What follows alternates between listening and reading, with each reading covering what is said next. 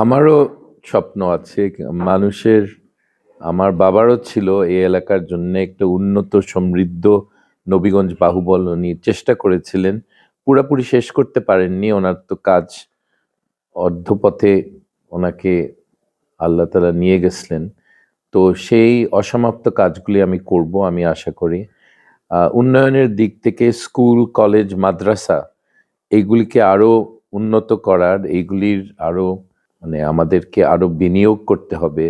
এই সিস্টেমে আমাদের শিক্ষা খাতে আরো অনেক বিনিয়োগ করতে হবে এবং নবীগঞ্জ বাহুবলে সেটা আমি করব। নতুন একটা নার্সিং কলেজ এবং একটা টেকনিক্যাল ট্রেনিং সেন্টার আর কৃষি বিদ্যালয় সম্বন্ধেও লোকে কিছু চেয়েছে।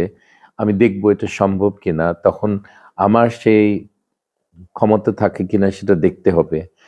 এলাকার উন্নয়ন করার জন্য দুইটা জিনিস দরকার, একটা হলো ইচ্ছা আর একটা হলো ক্ষমতা।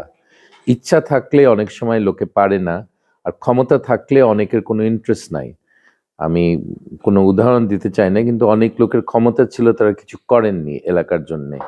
মানুষ খুব ভালো করে বুঝি কোন সময় উন্নয়ন হয়েছে, কারা কারা কাজ করেছে, কোন সাংসদ কাজ করেছে আর কোন সাংসদ কাজ করেনি।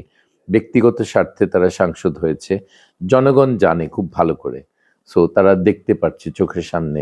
যারা কর্মী এবং নেতা, যারা এই দলটাকে ভালোবাসেন, তাদের এখন দায়িত্ব হলো ধানের শীষকে পাশ করা।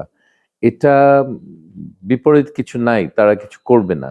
এবং আমি মনে করি যারা আসলে বিএনপিকে ভালোবাসে, তারেক রহমান সাহেবকে, বেগম খালেদা জিয়াকে ভালোবাসে, তারা আমার জন্য ঠিক মতোই কাজ করবে।